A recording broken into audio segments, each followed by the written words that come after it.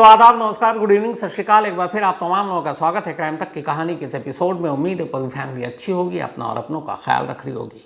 आज 16 सितंबर है, 20 सितंबर की डेडलाइन है और 20 सितंबर के बाद कभी भी वो तारीख आ सकती है जब हिंदुस्तान की शहज़ादी को अबू धाबी की उस जेल, जिस जेल का नाम है अल वाथवा जेल, तो अल वाथवा जेल में कभी भी सज़ाए मौत दी जा सकती है। लेकिन 20 सितंबर के बाद वो तारीख कौन सी होगी ये अभी साफ नहीं है। वो 21 भी हो सकती है, वो 22, 23 पर क्लियर नहीं है। लेकिन 20 सितंबर डेडलाइन है और उसके बाद कभी भी ये खबर आ सकती है। 33 साल की यूपी के बांदा ज़िले की रहने वाली शहज़ादी, जिस पर 4 महीने के एक बच्चे के कत्ल का झूठा केस है और उसी सिलसिले में अबू धाबी की 2 अदालतों ने उसे सज़ाए मौत दी है और अब उस सज़ाए मौत पर अमल की तारीख आ चुकी है। अल वाथबा यही उस जेल का नाम है जो अबू धाबी में है और जहां इस वक्त विमेन सेल में, जो औरतों के लिए कैदी जो है, अलग से जेल है वहाँ पर, उसमें शहज़ादी बंद है। अल वाथबा ये एक अरबी का शब्द है और इसका जो मतलब है इंग्लिश में द लीप, हिंदी में कहें तो छलांग। तो इस जेल का नाम छलांग है। अब शहज़ादी इसी जेल में बंद है और ज़िंदगी और मौत, इन दोनों के बीच में एक तरह से इस छलांग की एक जंग है। शहज़ादी की ज़िंदगी जीतती है या फिर मौत, ये 20 के बाद पता चलेगा। ये पूरी कहानी आपको डिटेल में मैंने सुनाई थी शहज़ादी की। बहुत सारे लोगों के लगातार मेल आ रहे थे, तो मैंने फिर कहा कि आज इसकी डिटेल आपको जानकारी के साथ वो चीज़ बताऊं कि क्या इन 4-5 दिनों में शहज़ादी की जान बच सकती है, क्या उसे सज़ाए मौत से बचाया जा सकता है, क्या ये मुमकिन है। तो इस पर बहुत सारे लोगों से बात की, यहाँ तक कि दुबई में कई लोगों से बात की, अबू धाबी में बात की, और उन सारी बातचीत के बाद पूरी कहानी आज आपके सामने है। आज शहज़ादी के जो वालिद हैं, फादर, बांदा में, उनसे हमारे रिपोर्टर ने भी बात की। जब शहज़ादी की फांसी या सज़ाए मौत की खबर आई, फांसी तो वहाँ होती नहीं है, वहाँ शूट किया जाता, गोली मारी जाती है, तो उसके बाद उन्हें हार्ट अटैक आया, दिल का दौरा पड़ा, अस्पताल गए, अभी घर पर हैं और कोई ऐसा दर या दरवाज़ा नहीं है जो उन्होंने ना खटखटाया हो। लेकिन अभी तक कुछ हुआ नहीं। लेकिन खबर अच्छी ये है कि अब वहाँ की जो गल्फ़ के न्यूज़पेपर हैं, उन लोगों ने इस खबर को पकड़ा है। अरबियन टाइम्स ने तो बाकायदा एक अपील छापी है यूएई की गवर्नमेंट से, वहाँ के रूलर से, वहाँ के सुल्तान से, कि शहज़ादी मानव तस्करी का शिकार है, शहज़ादी धोखे का शिकार है, इश्क में धोखा, नौकरी के नाम पर धोखा और फिर कत्ल के इल्ज़ाम में धोखा, इसलिए उसके साथ रहम किया जाए। लेकिन क्या इस अपील का कुछ असर हो सकता है? क्या शहज़ादी की जान बच सकती है? असली मुद्दा ये है।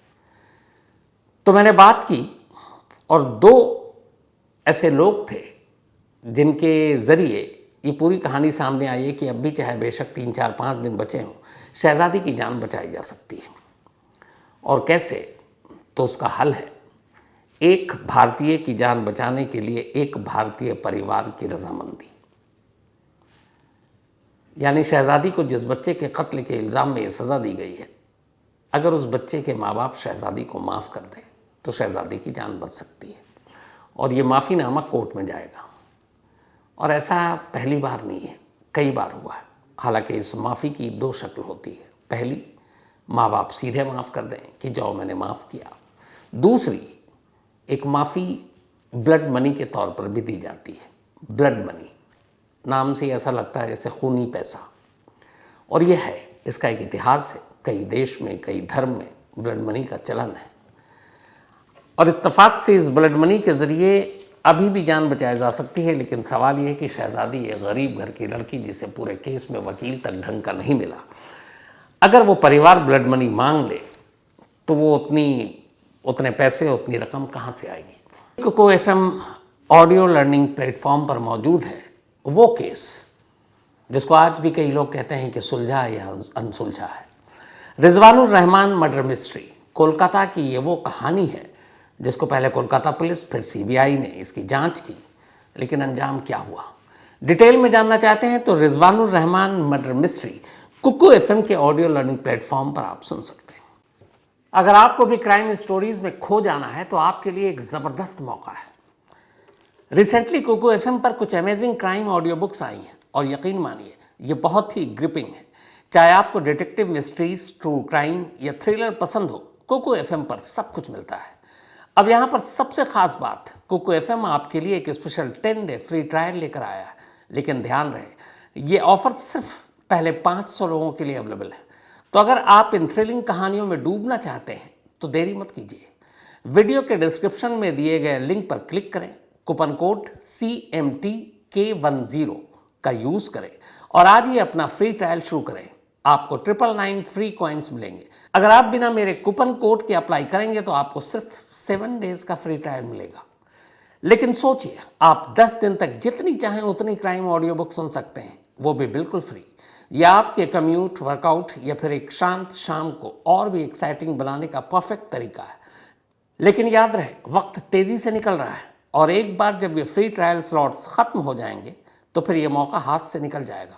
तो इस औसम मौके को मिस न करें। अभी अपना फ्री ट्रायल लें और क्राइम की बेस्ट स्टोरीज सुनना शुरू करें। After 10 days the subscription plan will be activated. तो इत्तेफाक से जब मैं इस कहानी पर रिसर्च कर रहा था और गल्फ के सारे न्यूज़पेपर को खंगाल रहा था तो एक आर्टिकल पर मेरी नज़र पड़ी और उसके बाद एक शख्स का नाम सामने आया। बल्कि 2 कहानियाँ थी, पहले दूसरी फिर पहली आपको बताता हूँ। पहली कहानी ये है कि एक लुलू ग्रुप, आपने सुना होगा, बहुत सारे इनके मॉल है, गल्फ में भी इनके बिजनेस हैं, सब कुछ है। तो ये लुलू ग्रुप के जो मालिक हैं यूसुफ अली, इनके चेयरमैन हैं लुलू ग्रुप के, उनकी कहानी और एक ड्राइवर की कहानी है। और ये अबू धाबी की है और अबू धाबी के उसी जेल की है। और इसके बाद दूसरी कहानी पर आऊँगा। बात 2012 की है। केरल में एक शख्स था जिसका नाम था थेरातई कृष्ण बिक्स। तो कृष्ण अबू धाबी में नौकरी करता था, पेशे से एक ड्राइवर था। सितंबर 2012 की बात है।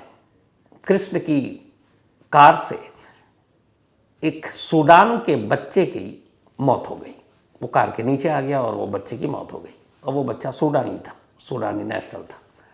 इसके बाद मामला कोर्ट में गया, निचली अदालत, फिर वहाँ की सुप्रीम कोर्ट, दोनों ने कृष्णन को सजाए मौत दे दी। अब कृष्णन का परिवार, बीवी, बच्चे सब केरल में थे, वहाँ सजाए मौत सुना दी गई। वो अपील करता रहा, कोई फ़ायदा नहीं। उसके बाद अब उसकी मौत की तारीख भी जो है वो लगभग 2021 में आ गई। 2012 का ये केस था, 9 साल बीते और 21 में अब उसे सजाए मौत दी जानी थी। केरल में रहने वाले परिवार ने कृष्णन के जब सब तरफ से हार गए तब उन्होंने उसी केरल में रहने वाले एक बिजनेसमैन का दरवाज़ा खटखटाया। और वो बिजनेसमैन थे यही लुलू जो कंपनी है, लुलू ग्रुप, उनके मालिक यूसुफ अली। यूसुफ अली का गल्फ़ में, यूएई में काफ़ी कारोबार है, मॉल वॉल हैं और भी बिजनेस है। तो उन्होंने यूसुफ अली का दरवाज़ा खटखटाया और कहा कि हमारे बच्चे की जान सिर्फ एक ही सूरत में बच सकती है और वो ये है कि अगर उस सूडान के परिवार को हम से माफ़ी ले लें या ब्लड मनी के तौर पे दें, लेकिन ब्लड मनी की देने की हमारी हैसियत नहीं है। तो फिर यूसुफ अली ने कहा ठीक है, मैं करता हूँ। इसके बाद उन्होंने उस परिवार का पता निकाला। पता चला वो परिवार अबू धाबी से वापस सूडान चला गया। उन्होंने अपने लोगों को सूडान भेजा, सूडान में उससे बात की, उसे वापस अबू धाबी लेकर आए। अबू धाबी में उससे बात की, उसे पूरी तस्वीर बताई कि इस शख्स के हाथों चूँकि कोई दुश्मनी तो थी नहीं, ठीक है, उसने लापरवाही से गाड़ी चलाई, ये भी फैक्ट है, पर उसने 9 साल जेल में काट लिए हैं। उसके कार्स की वजह से आपका बच्चा मर गया, लेकिन उसका पूरा परिवार बिखर जाएगा, तो आप उसे माफ़ी दे दें। पहले परिवार ने माफ़ी देने से मना किया, फिर बातचीत चली और आखिर में लुलू ग्रुप के चेयरमैन यूसुफ अली ने कृष्णन के लिए 5 लाख दिरहम ब्लड मनी के तौर पर उस परिवार को देने के लिए तैयार कर लिया। उस सूडानी फैमिली ने 5 लाख दिरहम यूसुफ अली से लिया और कृष्णन को माफ़ी दे दी। कृष्णन को माफ़ी दी। जून 8, 2021, 7 जून को कृष्णन अबू धाबी की जेल से रिहा कर दिया गया इस माफ़ीनामे के साथ। पैसे जमा हो गए थे कोर्ट में, 5 लाख दिरहम। और इसके बाद 5 लाख दिरहम के करीब कितने हो गए, 1.25 या 1.5 करोड़ रुपए होते हैं। 8 जून को कृष्ण वापस आ गया केरल। पूरे फैमिली ने शुक्रिया अदा किया यूसुफ अली का, और कृष्णन को एक नई जिंदगी मिली थी। बाद में यूसुफ अली ने कृष्णन को यह भी ऑफर दिया कि तुम पहले 9 साल तक जेल में रहे। जब वो गया तब से उसने अपने बेटे को नहीं देखा था। अपनी पारिवारिक ज़िंदगी को देख लो, अच्छे से गुजार लो, और जब सब कुछ नॉर्मल हो जाए तब आना, और हम तुम्हें लुलु ग्रुप में नौकरी भी देंगे ताकि एक तुम नई ज़िंदगी शुरू करो। उसके बाद उसने वो नौकरी शुरू की। तो यहाँ पर ठीक अबू धाबी जेल में जैसे इस वक्त शहजादी है, वैसे ही कृष्णन था, और ब्लड मनी देकर उसे बचा लिया गया। ये कहानी का एक पार्ट। अब दूसरा पार्ट, जिसकी वजह से आज दुबई में मेरी बातचीत भी हुई, दीपक से कहूँगा उनकी बातचीत आखिर में आपको दिखा भी दें। एक पंजाब के बिजनेसमैन, पंजाब में ही रहे, छोटे मोटे ये मैकेनिक का इन्होंने काम किया, फिर दुबई गए, वहाँ पे मैकेनिक का काम किया, फिर वापस आ गए, फिर उन्होंने अपना बिजनेस शुरू किया, मेहनत रंग लाई, और देखते ही देखते वो एक बड़ी कंपनी के चेयरमैन बन गए। Apex group of companies, Dubai के बुर्ज खलीफा में इनका दफ्तर है। इनका बिजनेस ठीक ठाक सब कुछ चल रहा था। एसपी सिंह ओबराय इनका नाम है। लेकिन बिजनेस चल रहा था, उनकी अपनी ज़िंदगी चल रही थी, सब ठीक था। तभी 2010 में एक इंसिडेंट होता है और एसपी सिंह ओबराय की पूरी ज़िंदगी पलट जाती है। एसपी सिंह ओबराय अपने बिजनेस के साथ साथ अपनी एक चैरिटेबल ट्रस्ट चलाते हैं। उसका नाम है सरबत द भला चैरिटेबल ट्रस्ट, यानी सबका भला। तो सरबत द भला चैरिटेबल ट्रस्ट चलाते हैं एसपी सिंह ओबराय। इनका अपना बिजनेस चल रहा था। 2010 में एक इंसिडेंट हुआ। इंसिडेंट ये कि एक पाकिस्तानी नागरिक की शारजाह में कुछ हिंदुस्तानी नागरिकों के साथ झगड़ा हो गया, और इस झगड़े में उस पाकिस्तानी नागरिक की मौत हो गई। इस कत्ल के सिलसिले में वहाँ की पुलिस ने, शारजाह पुलिस ने 17 इंडियन को अरेस्ट किया। 17 हिंदुस्तानी को गिरफ्तार करने के बाद इन पर मुकदमा चला। अब वहाँ की निचली अदालत, फिर वहाँ की सुप्रीम कोर्ट, दोनों ने ही इन 17 के 17 हिंदुस्तानियों को गुनहगार माना पाकिस्तानी नागरिक के कत्ल का, और इन सभी को सजाए मौत दे दी। अब एक साथ 17 हिंदुस्तानी को मौत की सज़ा अपने आप में बहुत बड़ी बात है। उस वक्त न्यूज़पेपर में ये, इंडिया में भी ये खबर छपी 2010 में, मुझे याद है। अब ये था कि एक कत्ल के लिए 17 इंडियन को एक साथ सजाए मौत दी जा रही है उनको, और शारजाह में भी शरिया लॉ। तो इस 17 लोगों की मौत की खबर और इनके फांसी की सज़ा जो दी गई है, एसपी सिंह ओबराय को भी मिली। और तब पहली बार उन्हें लगा कि एक कत्ल के लिए एक साथ 17 लोगों को कैसे सजाए मौत दी जा सकती। उन्हें बात कुछ हजम नहीं हुई। लेकिन फिर भी उन्हें लगा, उन्होंने उस केस के बारे में पढ़ा। उधर इंडिया में भी ये दबाव था। 17 के 17 फैमिली मेम्बर जो थे वो सब यही इंडिया से थे। सरकार पर दबाव बनाया कि ये कैसे, मतलब 17 के 17 लोगों को सजाए मौत दी जा रही है। भारत सरकार ने 5 वकील किए वहाँ पर अपने, इनको बचाने के लिए। लेकिन वहाँ डेट पे डेट लगभग 35 से 38 हियरिंग भी हो गई। फिर बीच में आते हैं एसपी सिंह ओबराय जी, और ये भारत सरकार से कहते हैं कि आप मुझे अपने तरीके से इस केस को हैंडल करने दीजिए। उन्होंने कहा ठीक है, आप वक्त ले लीजिए।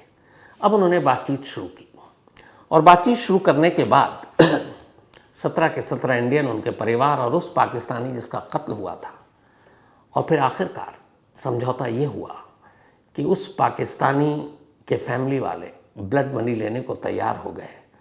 बात बहुत ज़्यादा पैसे से शुरू हुई, लेकिन आखिर में $1.4 मिलियन 1.4 मिलियन डॉलर पर समझौता हुआ।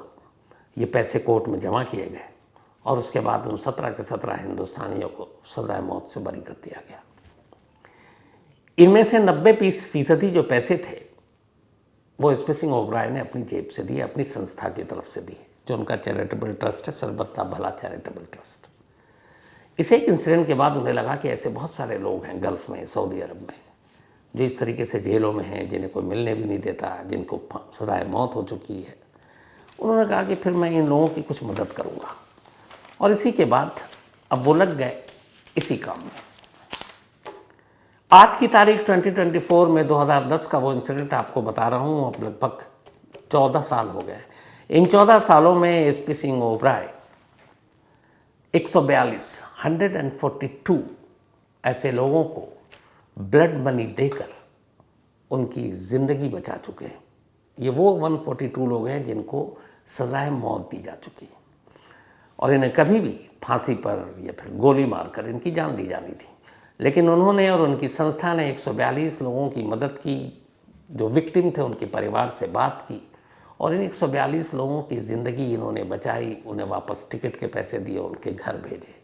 और कमाल ये है कि सिर्फ ऐसा नहीं कि इंडियन 142 में से 82 इंडियन हैं जिन्हें सजाए मौत मिली यूएई में, जहाँ अभी शहजादी है, उनको इन्होंने ब्लड मनी दिलवाया और वो माफ़ी मिल गई, वो बच गए।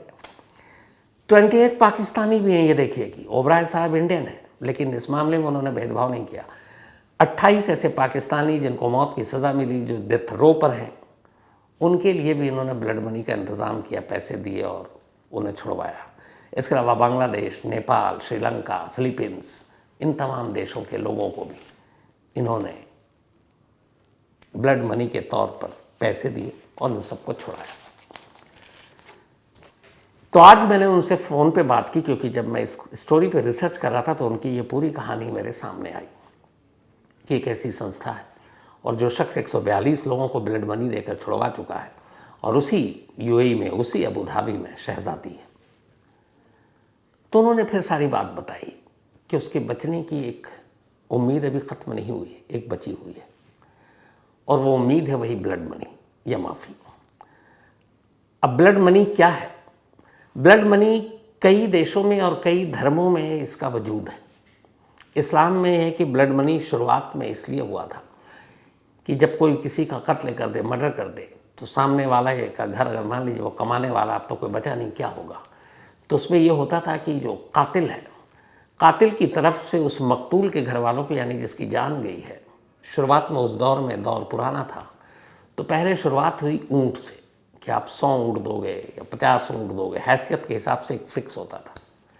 ऊँट के अलावा फिर भेड़, बकरियाँ, सोने की अशरफियाँ, ये एक फ़िक्स होता था, आप इतने देंगे। फिर धीरे धीरे दौर बदला, तो ब्लड मनी की तस्वीर बदली।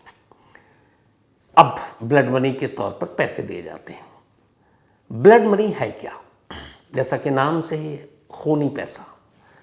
तो ये है कि बहुत सारे देशों में जैसे कोई कातिल होता है, आप उसको सज़ा देते हो, आपने फांसी पे चढ़ा दिया, ठीक है, दिल को सुकून मिला, जिनका घर का खोया उसको कम से कम इंसाफ मिल गया। लेकिन कई ऐसे घर में लोग हैं जिनका सबसे ज़्यादा जो कमाने वाला था वही नहीं रहा, वही कातिल का शिकार हो गया, तो उसे आपने मौत तो दे दी, लेकिन उस घर की हालत कहाँ बदली? वो तो बेचारे गरीबी में जी रहे हैं।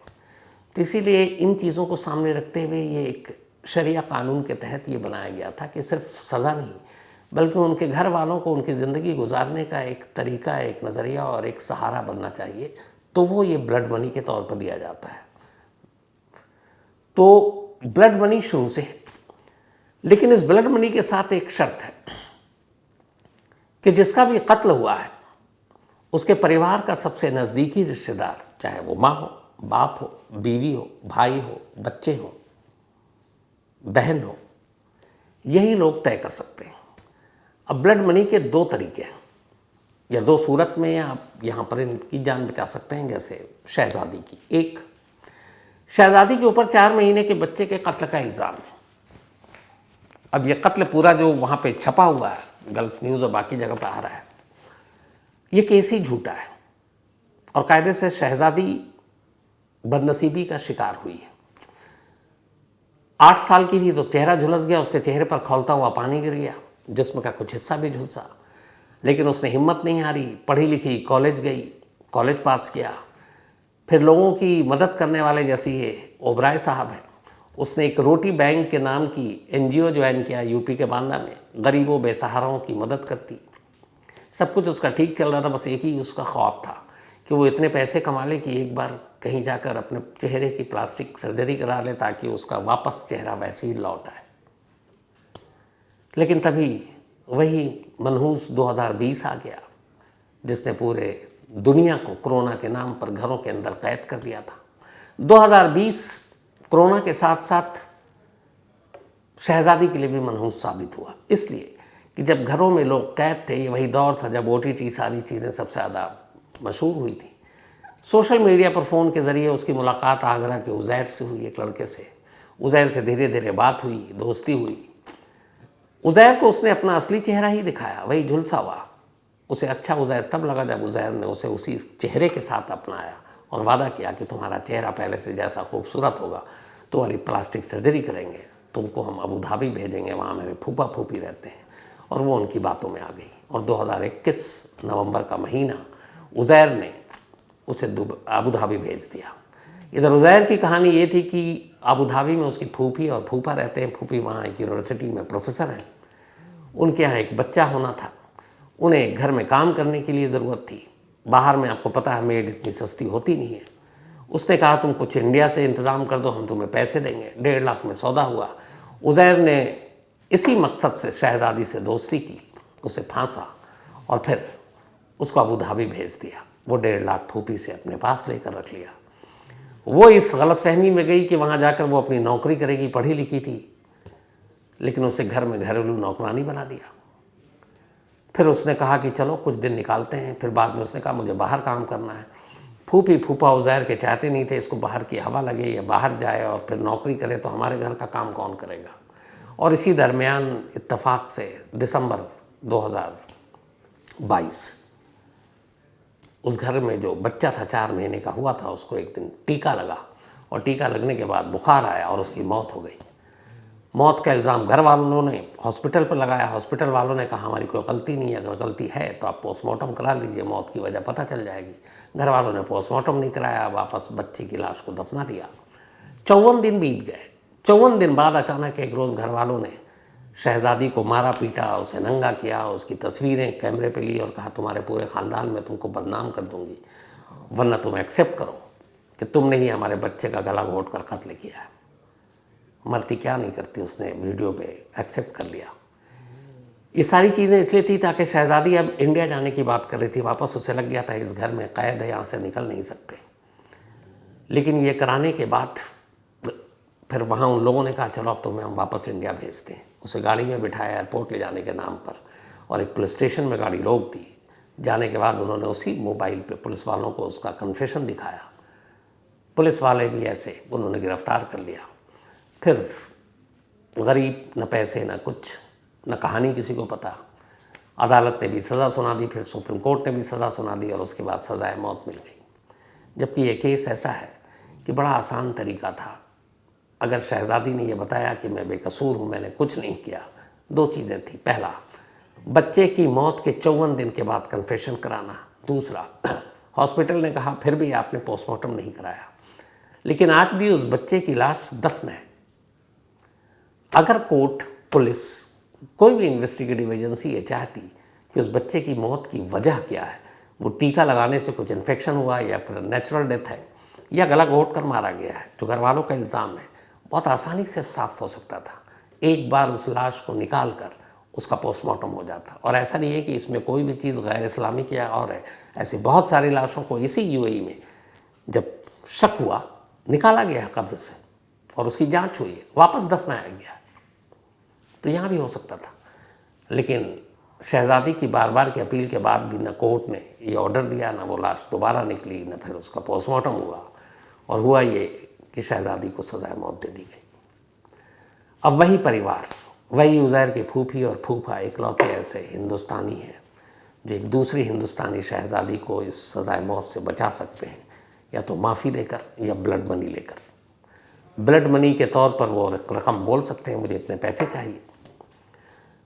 और आज जब मेरी बात हुई, कमाल देखिए दुनिया में कैसे कैसे अच्छे लोग होते हैं। SP सिंह ओबराय साहब से, तो उनसे मैंने पूछा, उन्होंने कहा हम कोशिश कर रहे हैं और अगर बात ब्लड मनी पर आती है तो उनकी जो चैरिटेबल संस्था है ये, उन्होंने कहा हम उसके ज़रिए ब्लड मनी देने का भी इंतज़ाम करेंगे। जो शख्स 144 लोगों को सज़ाए मौत से निकाल चुका है, वो शहज़ादी के केस में भी शहज़ादी और उसके परिवार की मदद करना चाहता है। काश उज़ैर के जो फूफी और फूफा हैं वो भी इन चीज़ों को समझे और अगर वो शहज़ादी को माफ़ कर दें तो 33 साल की शहज़ादी शायद वापस आ सकती है। जिन नाजिया के 4 महीने के बच्चे की मौत हुई, मौत की वजह क्या था मुझे नहीं मालूम, लेकिन एक बच्चे की मौत मालूम है कि उसका सदमा क्या होता है, ख़ासतौर पर किसी माँ के लिए, किसी बाप के लिए। तो वो गम, वो सदमा अपनी जगह है। लेकिन अगर नाजिया जी आप या आपके शौहर ये कहानी सुन रहे हैं तो एक ही गुजारिश है कि इस केस में क्या है पता नहीं, लेकिन आप भी एक माँ हैं, बड़े दिल वाली हैं, तो अगर आप एक किसी और माँ की इस बच्ची शहज़ादी को माफ़ कर दें या ब्लड मनी के तौर पर भी अगर आप माफ़ी देने को तैयार हैं तो बताइएगा ज़रूर, किसी की ज़िंदगी बच जाएगी। और फिर यहाँ तो हम दोनों भारतीय हैं, दोनों हिंदुस्तानी हैं, शहज़ादी भी हिंदुस्तानी है, आप भी हिंदुस्तान की है, शहज़ादी बांदा की है, आप आगरा की हैं। तो मुझे उम्मीद है कि आप इस पर ज़रूर गौर करेंगे, क्योंकि सब कुछ है, वक्त तेज़ी से भाग रहा है। 16 सितंबर हो चुका है, 20 सितंबर के बाद पता नहीं कब शहज़ादी की मौत का फरमान आ जाए। तो उससे पहले अगर आप उसे माफ़ी दे दें तो हो सकता है उसकी ज़िंदगी बच जाए। इतना ही नहीं बल्कि अपने देश के प्रधानमंत्री नरेंद्र मोदी जी से भी यही अपील और गुजारिश है कि इस मामले को वो देखें और शहज़ादी को ज़िंदा वापस लाने की कोशिश करें। और चलते चलते मैंने आपको लगातार बताया है एसपी सिंह ओबराय जी के बारे में, जो अब तक 142 लोगों को मौत के चंगुल से निकाल कर उनके घरों तक पहुंचा चुके हैं।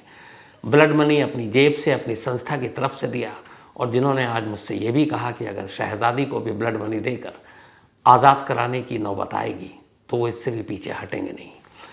वो दुबई में थे, लेकिन दुबई से हुई उन्होंने मेरे कहने पर जो मेरी बातचीत हुई, जो मेरे सवाल थे उसके जवाब दिए। तो मैं चाहता हूँ चलते चलते कहानी में आप एसपी सिंह ओबराय की वो सारी बातें भी सुन लें। तो सुनिए। ये 30 मार्च 2010 की बात है, जब सब न्यूज़पेपरों में एक न्यूज़ आई थी कि एक पाकिस्तानी नागरिक मिस्री खान के कत्ल के केस में 17 भारतीयों को फांसी की सज़ा सुना दी गई है।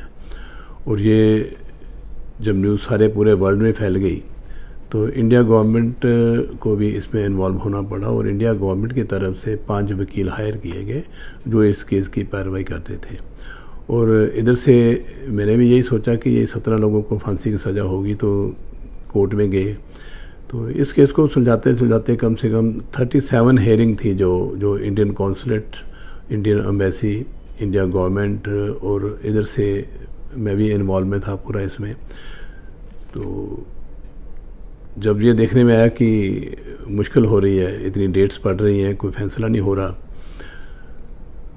तो फिर एक बात मैंने रखी इंडिया गवर्नमेंट को कि आप मेरे को 3 महीने फ्री दे दो, तो मैं देखता हूँ कि इसको कैसे सॉल्व करना है।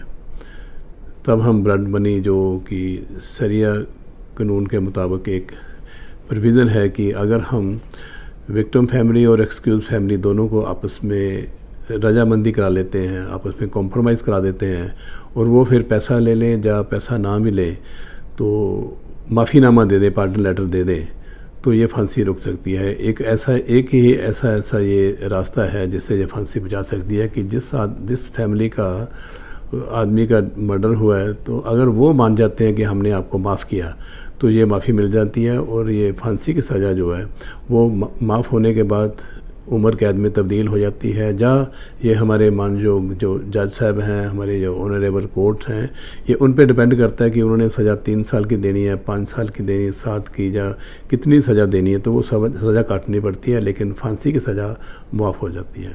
सो ऐसे बहुत केस मेरे पास आए हैं जो मैंने ब्लड मनी देकर ऐसे सुलझाए हैं, और सब, चाहे वो पाकिस्तानी थे, चाहे वो इंडियन थे, चाहे बांग्लादेशी, चाहे श्रीलंका थे, फिलिपीनी थे, तो उनकी ब्लड मनी जो मैंने पे की, लेकिन उसमें ऐसा ही था सिर्फ कि दोनों में आपस में कॉम्प्रोमाइज़ कराया। गवर्नमेंट की तरफ से, कोर्ट की तरफ से एक अमाउंट जो फिक्स किया जाता है कि इतना अमाउंट, अगर आदमी की डेथ होती है तो इतना अमाउंट है, लेडी की होती तो इतना अमाउंट है, अगर कोई आदमी पूरा अपाहज हो जाता है बिल्कुल, तो उसके लिए फिर एक बड़ा अमाउंट रखा गया कि ये अमाउंट दिया जाता है। लेकिन साथ में साथ कोर्ट ये भी कहती है कि ये तो कोर्ट ने फिक्स किए हुए हैं पैसे, लेकिन अदरवाइज़ आप आउट ऑफ कोर्ट जाकर अगले फैमिली कितने पैसे में मांगती है, कम में मांगती है या बिल्कुल कुछ भी नहीं लेती और या 10 गुना पैसे मांगती है। अब इस 17 लोगों की आपने बात की है तो मैं बताना चाहूँगा कि उसमें बहुत पैसा मांग रहे थे, लेकिन एट द एंड जहाँ हमने को 2 लाख दिरहम देना था उसकी जगह से 1.4 मिलियन US डॉलर जो है वो पे करना पड़ा, और ये ब्लड मनी जो है ये कोर्ट में ही पे की जाती है। अब ये शहजादी जो है यूपी के रहने वाली, इसका केस है जिसको डेथ सेंटेंस ऑलरेडी सुना दिया गया। तो इस केस में भी एक रास्ता बचता है कि अगर फैमिली इसको माफ़ कर देती है, रजामंदी से वो इस पर तरस खा लेती है कि चलो हमने आपको माफ़ किया, या फिर ब्लड मनी की जैसे बात चलती है कि अगर ब्लड मनी देकर भी इसका छुटकारा हो सकता है, वो मेरे हिसाब से और कोई रास्ता है नहीं। तो आपस में कोशिश करो कि ये अगर ब्लड मनी लेने के लिए तैयार हो जाते हैं तो उनको ब्लड मनी दे के ही बचाया जा सकता है। शरिया लॉ में एक प्रोविज़न दी गई है, जैसे आपने पूछा कि ब्लड मनी क्या होती है, कैसे दी जाती है। सो ब्लड मनी एक कोई भी मर्डर होता है तो उसका कोर्ट की तरफ से फिक्स किया होता है कि इतना अमाउंट है। साथ में कोर्ट कहती है कि आप आपस में कॉम्प्रोमाइज़ कर रहे हो तो नेगोशिएट कर लो उनसे, जब पैसे ऊपर नीचे हो सकते हैं। इसमें कोर्ट ने कुछ नहीं करना कि बाहर जो फैमिली मांगेगी वो पैसे देने पड़ते हैं। ऐसे ही बहुत सारे केसों में मैंने जो पैसे उन्होंने मांगे उनको वो पैसे दिए हैं। और ये जो पैसा होता है ब्लड मनी का, दिया मनी जिसको बोलते हैं, ये कोर्ट में ही जमा कराई जाती है। सो कोर्ट के बैंक में जमा की जाती है। उसके बाद कोर्ट का ये होता है कि वो जज साहबान वो फिक्स करते हैं कि उसकी फैमिली में कौन कौन है, उसकी माता है, उसका पिता है, भाई हैं, बहन हैं, बच्चे हैं, तो उनके लिए फिर उन्होंने परसेंटेज रखी होती है कि कैसे कैसे डिवाइड करना, और ये कोर्ट जो है वो डिसाइड करके इतने परसेंटेज जितना पैसा बनता है वो पैसा उनकी फैमिली को दिया जाता है। तो जैसे आपने ये पूछा कि अभी भी इसको बचाया जा सकता है, बिल्कुल ठीक है। अगर वो फैमिली जो है जिनका बच्चा खो गया है, जिनके बच्चे की डेथ हुई है, अगर आज भी वो फैमिली इसको माफ़ करती है तो माफ़ी जड़ी जायज़ है, चाहे वो ब्लड मनी लेकर माफ़ कर दें या ना भी कोई पैसा लें, ब्लड मनी बोले कि अपने नहीं चाहिए पैसा, तो अगर वो माफ़ करते हैं तो एक रास्ता बचता है सिर्फ। तो इसी उम्मीद के साथ कहानी में आज रही। याद रहे, वक्त तेजी से निकल रहा है और एक बार जब ये फ्री ट्रायल स्लॉट्स खत्म हो जाएंगे तो फिर ये मौका हाथ से निकल जाएगा। तो इस औसम मौके को मिस न करें, अभी अपना फ्री ट्रायल लें और क्राइम की बेस्ट स्टोरीज सुनना शुरू करें। After 10 days the subscription plan will be activated. अब आपसे मुलाकात होगी कल रात 9 बजे। तब तक अपना और अपनों का ख्याल रखिएगा। Thank you very much.